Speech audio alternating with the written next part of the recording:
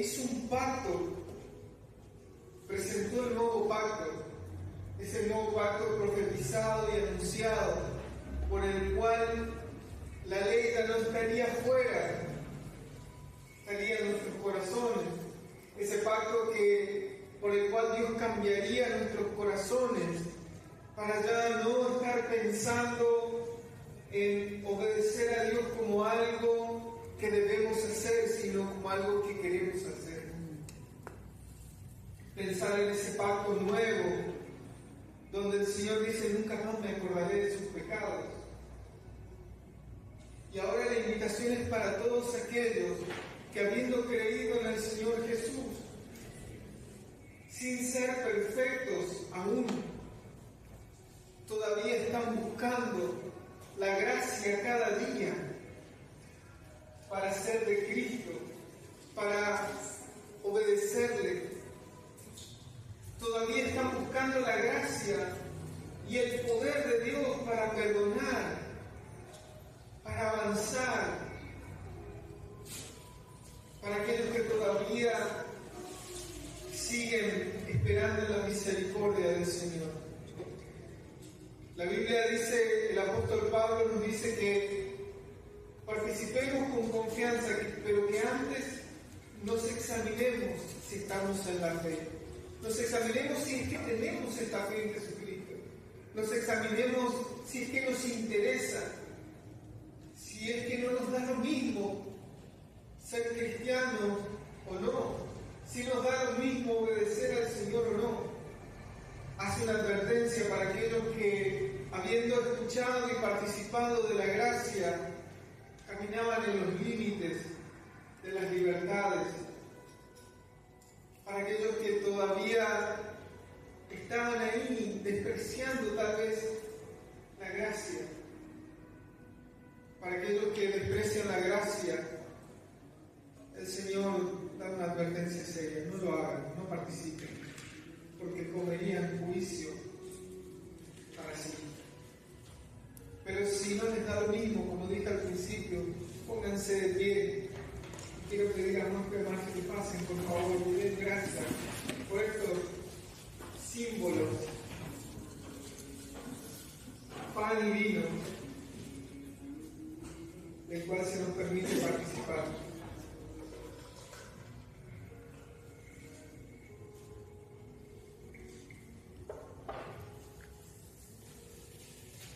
Señor, te damos gracias por este pan que vamos a compartir, símbolo de tu cuerpo, Señor, ese cuerpo que diste, ese cuerpo que sufrió en una cruz y murió en una cruz por todos nosotros, Señor. Por ese sufrimiento, por el perdón de nuestros pecados, perdón que no merecíamos, pero por tu gracia nos diste, Señor. Te damos gracias en el nombre de Jesucristo. Señor mío y Dios mío, bendice, Señor, este vino que es símbolo de tu sangre derramada en ese madero, Señor. Esa sangre que hoy para nosotros es símbolo de libertad, Señor. Te damos gracias por ese sacrificio inmenso y por tu amor misericordioso. En el nombre de Jesús. Ahora van a servir el pan, tomen un pedazo de pan, una copa, y nos esperamos para participar. Por el Espíritu Santo en nosotros, que nos permite reconocer en el otro la gloria de Dios, la gracia de Dios, la obra de Cristo. Gracias, Señor, porque ese cuerpo nos unió en un solo cuerpo hoy. Gracias, Señor. Participamos del pan. Señor, y gracias te damos también por la copa que representa tu sangre derramada en la cruz del Calvario, para el perdón de nuestros pecados, para limpiarnos, Señor, y hacernos tu pueblo. Gracias. Que seamos también fortalecidos al participar de esta mesa, en el nombre de Jesús. Amén. Capítulo 21. Después de haber entrado Jesús en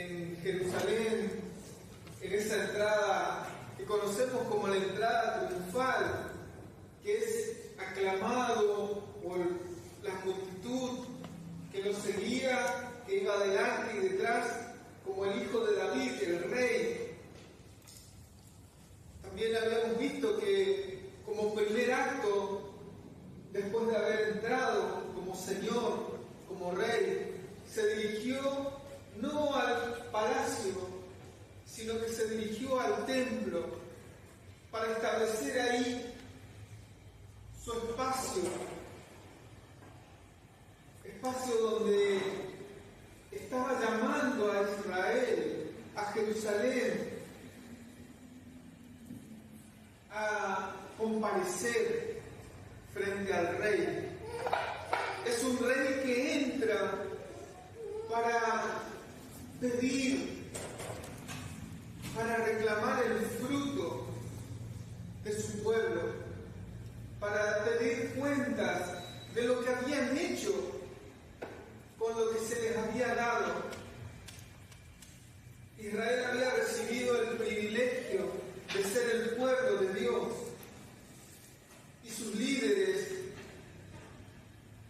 líderes se les había concedido la autoridad para abrir el reino.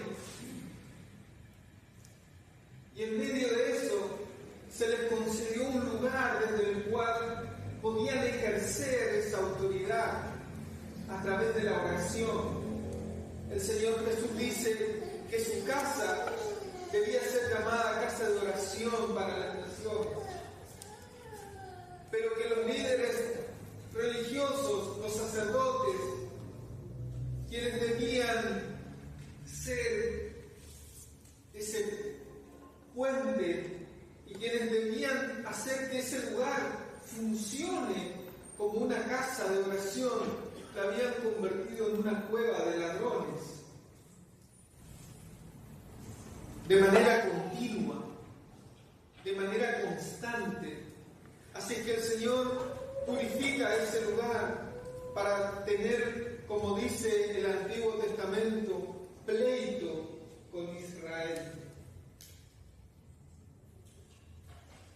Y después de haber recibido también la alabanza de los niños, de los muchachos, después de haber sanado a aquellos que eran dejados de lado y despreciados, los ciegos, los cojos, los que no tenían posibilidades de participar del templo, no tenían posibilidades de participar de la alabanza, no tenían posibilidades de participar de las cosas santas, porque no se les permitía ni tenían las posibilidades. El Señor los habilitó para que pudieran llegar. Los habilitó a darles vista, a darles la posibilidad de acercarse. Él les concedió el poder hacerlo. Después de hacer esto, el Señor va a descansar y al otro día vuelve, y es ahí donde nos encontramos en este capítulo 21. Y esta es una historia conocida.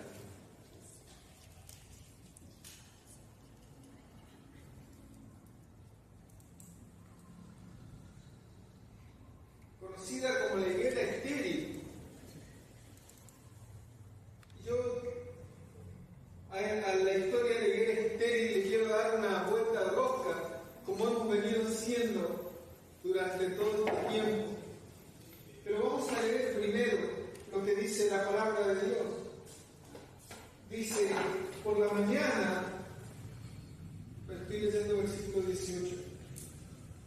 Cuando regresaba a la ciudad, Jesús tuvo hambre, y al ver una higuera junto al camino se acercó a ella, pero no halló nada en ella sino solo hojas, y le dijo, nunca jamás brote fruto de ti.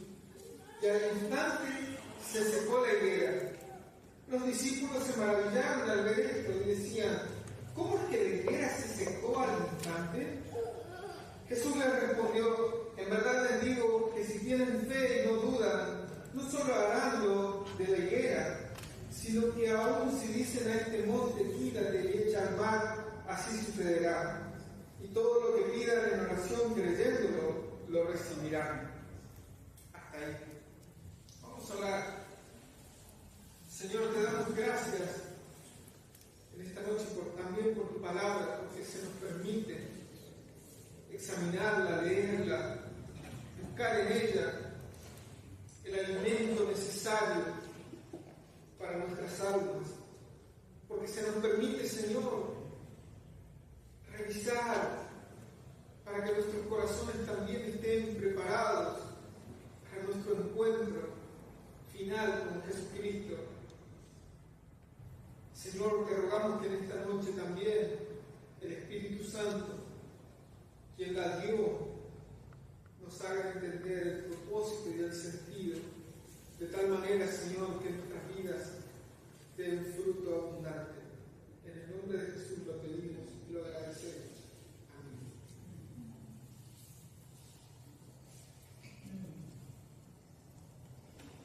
Lo que el Señor acababa de hacer con la higuera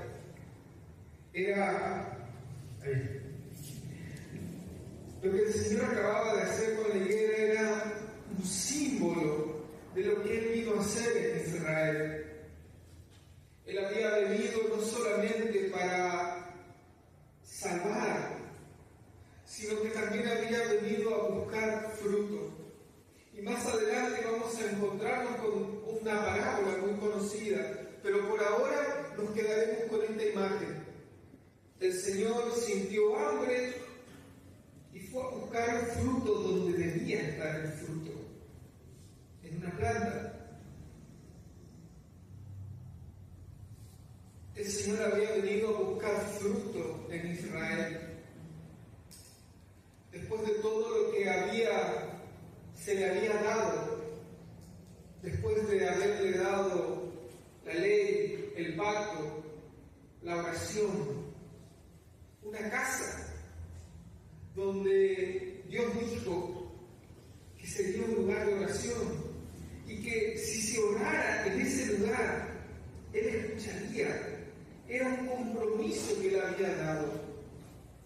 Les había concedido a este pueblo todas estas cosas para que ellos sean el pueblo de Dios, el pueblo del pacto,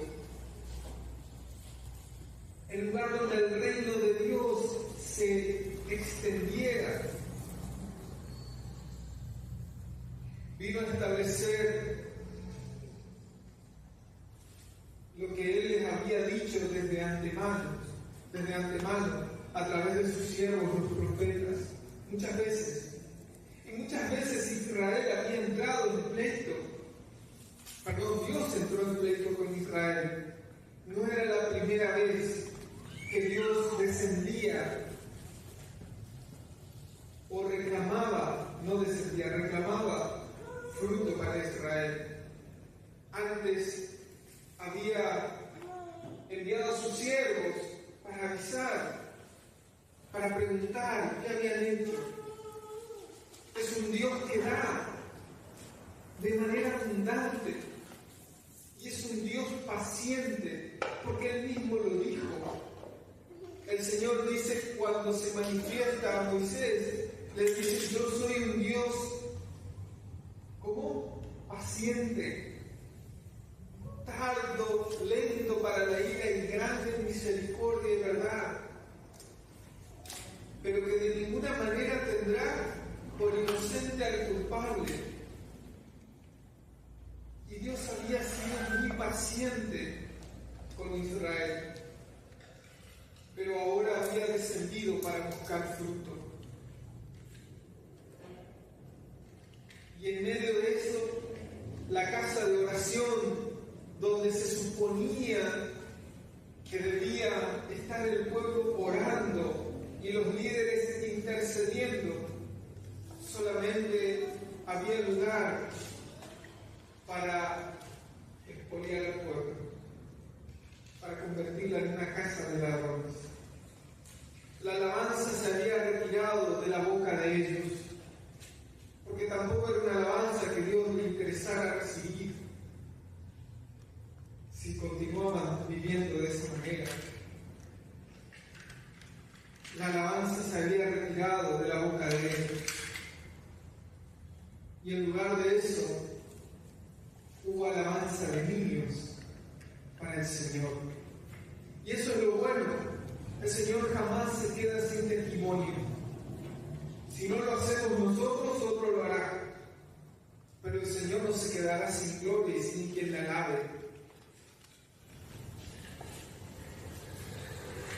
generación de Josué, de David, de Nehemías y Esdras, de Josué, el sumo sacerdote, ya no estaba. Este pueblo no había recibido palabra del profeta durante 400 años. No habían tenido entendimiento, no habían tenido revelación, porque tampoco había oración. No estaban comprendiendo lo que estaba sucediendo. Muchas veces el Señor les dijo a Israel: ustedes no están entendiendo los tiempos. Y estas fueron las palabras de Jesús muchas veces. Ustedes no comprenden el tiempo de su visitación, no comprenden los tiempos, no comprenden que el Rey había descendido, que Dios estaba allí, que Emmanuel estaba allí, Dios con nosotros, y no lo habían entendido porque la oración se había ausentado de la casa de oración.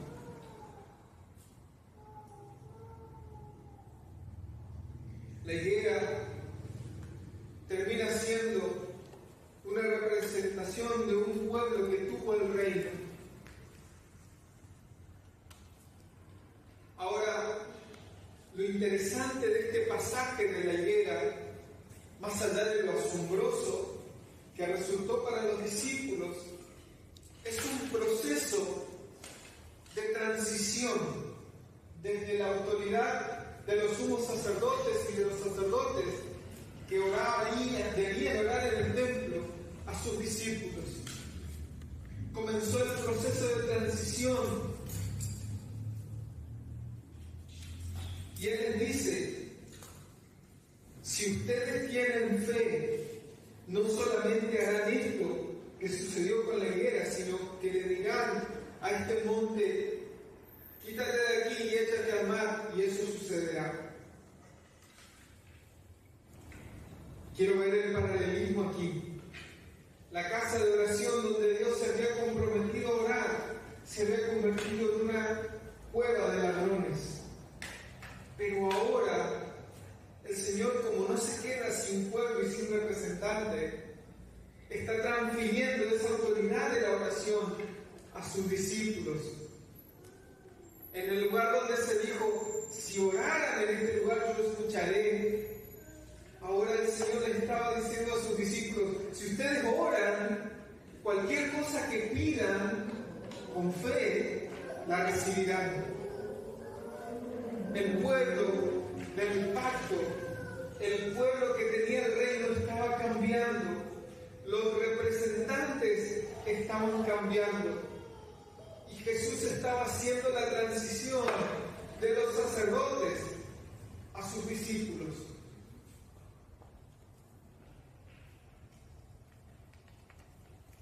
Transfiere esa autoridad, transfiere ese derecho de ser escuchados desde aquí, desde estos líderes religiosos, a sus propios discípulos.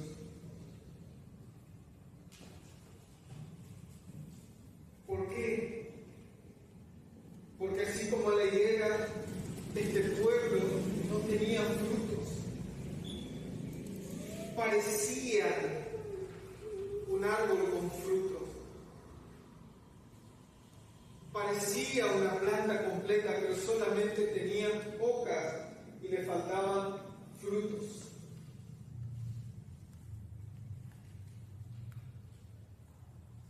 Ahora, el Señor no deja de buscar frutos.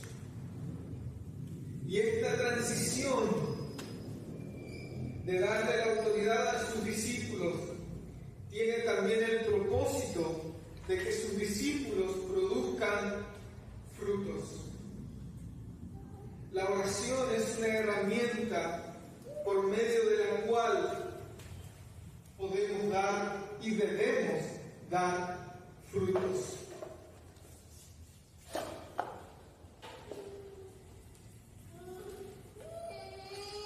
La Biblia dice, y la Biblia habla en muchas ocasiones.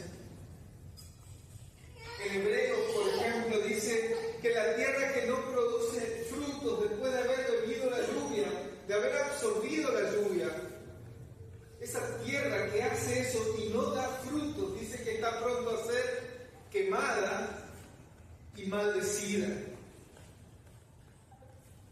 quemada y maldecida.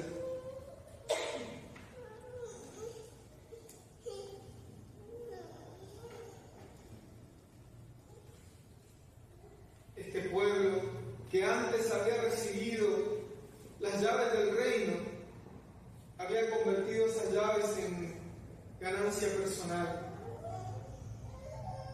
Su oración era solamente apariencia. Si recordamos cuando estuvimos estudiando Mateo, cuando el Señor habla de la oración, Él dice: no sean como los hipócritas, que les encanta orar en público, hacer oraciones largas para ser vistos por todos. Era toda una puesta en escena para aparentar piedad, para poder después tener ganancia. Era una escena, era una puesta en escena. También ayunaban. ¿Y qué hacían? Ponían la cara larga para decir: mirá cómo están ayunando. Ya habían recibido su recompensa, pero de Dios no recibirían absolutamente nada. Esas oraciones eran huecas y vacías, eran falsas. Querían parecer espirituales para poder sacar provecho material. El ayuno que practicaban dejó de ser un medio para los fines del reino de Dios y se convirtió en una falsa impresión para que la gente pensara que eran espirituales. Y les aseguro que habían engañado a muchos. Y el Señor también advierte de esto. Él dice: son muchos los que van por la puerta ancha, van caminando por el camino que no conduce sino a la muerte. Son muchos los que lo siguen porque también era una religión que convenía. Si bien es cierto, era una carga. Y el otro día hablábamos con alguien y les decíamos que las religiones legalistas son más fáciles de seguir porque se amoldan a nuestra propia naturaleza. Es más fácil seguir una serie de reglas y patrones que te digan: si haces esto, vas a tener esto. Aunque sea difícil, pero es más fácil caminar por ese tipo de religión. La que te dice: tenés que cumplir esto, tenés que hacer lo otro. Porque nuestro propio corazón nos engaña. Porque a nuestro corazón le encanta ese tipo de religión, le resulta más cómoda. Porque es la religión de la no humillación. Porque es la religión que te dice: no, podés ser salvo si haces esto. A diferencia de lo que el Señor nos enseñó, que el que será salvo será el que se hace como un niño que no tiene nada que ofrecer, aquel que se humilla. Esa religión, la que predicó Jesús, es la difícil, porque es la que te dice: no puedes hacer nada para salvarte. No, pero yo puedo. No, no puedes. Esa es la religión tras la cual fueron muchos y al día de hoy muchos van. La religión externa, no la que mira al corazón y se humilla delante de Dios, no la que va en oración y dice: Señor, la verdad no puedo, necesito tu ayuda, necesito tu gracia, no puedo cambiar, no puedo hacerme salvo a mí mismo.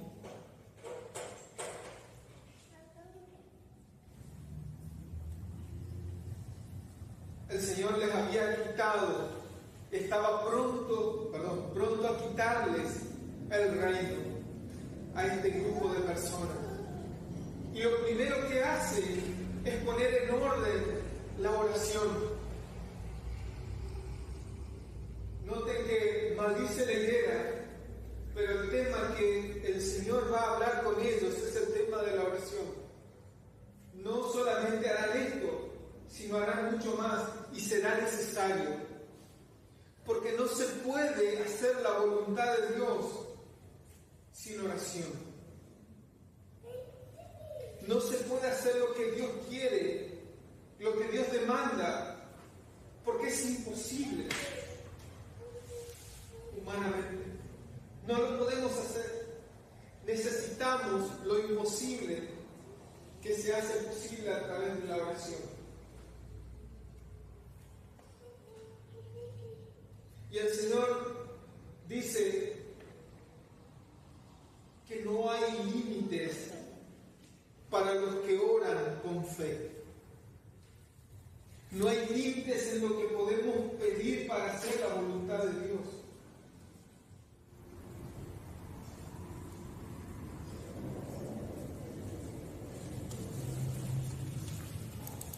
La oración es necesaria para manifestar el reino de Dios, porque el reino sería quitado a los líderes religiosos y les sería concedido a los discípulos. Pero para poder cumplir ese propósito y ese mandamiento, debían orar con la garantía de que serían escuchados. Por lo cual, cuando oramos debemos tener conciencia de que seremos escuchados si somos de Cristo.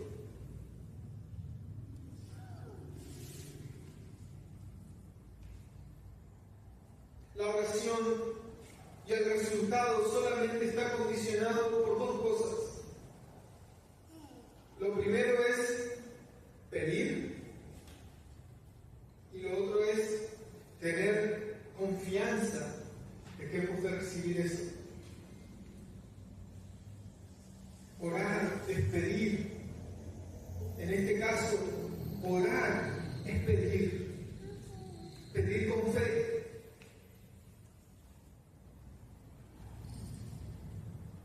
Por lo tanto, la forma de comenzar a ejercer esa autoridad del reino de Dios es orando, pidiendo que la voluntad de Dios se haga, recordando el Padre nuestro que nos fue enseñado, pidiendo qué cosa, que la voluntad de Dios se haga, que su reino venga, se manifieste, que Él nos provea, que Él nos libre del mal, que Él nos libre de la tentación. Esa es la oración y seremos escuchados. Si oramos el Padre nuestro, seremos escuchados. Si oramos a Dios en secreto, seremos escuchados. Ahora, ¿qué pasa si no oramos? Si no oramos no podemos ser iglesia. Si no oramos no recibiremos nada. Si no oramos no podremos manifestar la gloria de Dios. Si no oramos, lo imposible no sucederá. Si no oramos, no podremos hacer la voluntad de Dios. Porque muchas veces hacer la voluntad de Dios está en el medio de lo imposible. Para ser gráfico en términos de la montaña, es como si Dios nos dijera que su voluntad está en que nos paremos en el medio de donde está la montaña.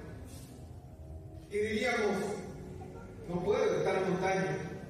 Pero si me paro al lado, no, el Señor te pide que te pares en el medio. No está la montaña, Señor. Orá para que salga. Orá para que se mueva. Porque Dios te pide que estés ahí. No algo está la montaña. Pero el Señor está en la montaña, orad. ¿Para qué? Para que la montaña se corra. ¿Se entiende la idea? Cuando Dios nos pide lo imposible, es como si fuera que nos pide que nos paremos donde está la montaña. Debemos orar. Y la montaña se correrá, porque es la voluntad de Dios que yo me pare. Cuando nos encontramos con los mandamientos del Señor, con situaciones que son imposibles, y su palabra nos condiciona,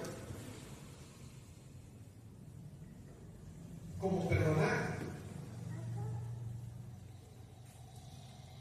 Es imposible, Señor, que perdone. Orar.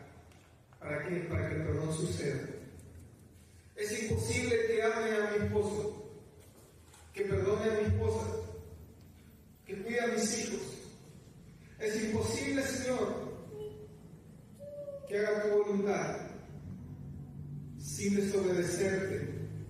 Es imposible que continúe aquí, Señor. Pero el Señor dice que debe continuar ahí. Es cierto que tendremos situaciones imposibles y cada uno tiene situaciones imposibles. Pero tengo dudas, Señor, que dice su palabra, que haga eso. Pero me va a costar, Señor. Me va a ser difícil orar para que la montaña se corra. ¿Se entiende la idea? Sé que parece fácil decirlo, pero no hay otra manera de manifestar la gloria de Dios. No hay manera de ser pueblo de Dios si no lo hacemos en la oración. Señor, me cuesta levantarme a orar. No esperes recibir nada. Me cuesta orar, Señor. No vas a manifestar la gloria de Dios entonces. La única forma de resolver lo imposible es orando. Porque la voluntad de Dios está justo ahí donde está la montaña. Ahora, para ir terminando, solo una cosa más, en la que también nos quedamos pensando. Los apóstoles fueron una generación que manifestaron la gloria de Dios de una manera extraordinaria. Y los que estaban con ellos lo vieron. La generación que vivió como Josué manifestó la gloria, vio la gloria de Dios manifestada. Leímos el otro día en Josué al terminar que el pueblo de Israel sirvió a Dios mientras la generación de Josué y sus iguales vivieron, porque ellos habían visto las maravillas de Dios. Y esto es un desafío para nosotros, los más grandes, porque los que vienen detrás de nosotros deben poder ver la gloria de Dios, deben poder ver lo imposible suceder, deben poder ver que es posible una nueva vida, que es posible vivir como creyentes, que es posible porque conocemos a Dios. Nuestra oración incansable debe ser para que las nuevas generaciones puedan ver la gloria de Dios manifestada, puedan ver que lo imposible es posible, para que conozcan a Dios y le teman y le sirvan. Somos llamados a ser nosotros de los que oran, de los que piden, de los que ruegan, para que la gloria de Dios se manifieste, para que podamos ser personas que viven la palabra de Dios. Es imposible. Somos llamados a mover las montañas.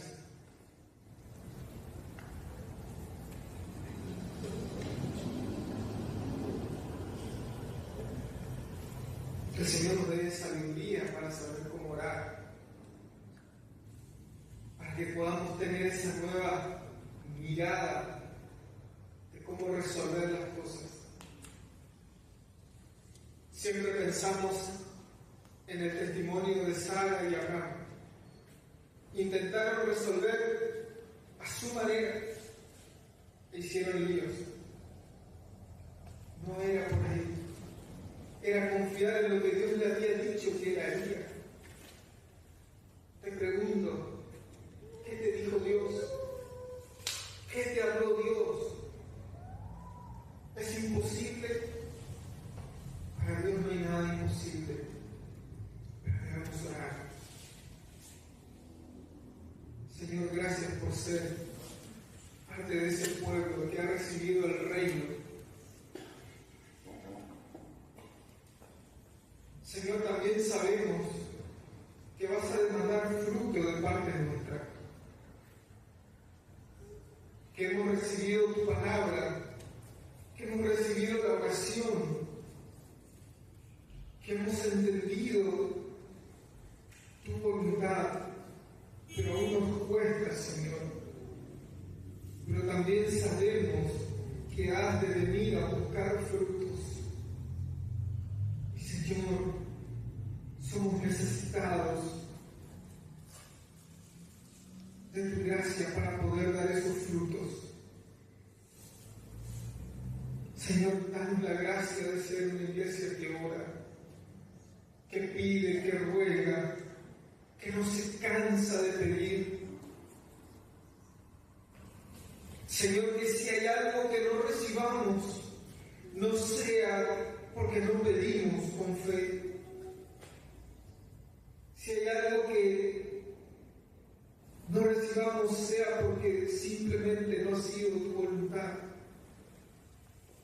Pero Señor, que no nos cansemos de orar, de pedir, de suplicar, hasta que vuelvas, para que podamos manifestar tu gloria, Señor.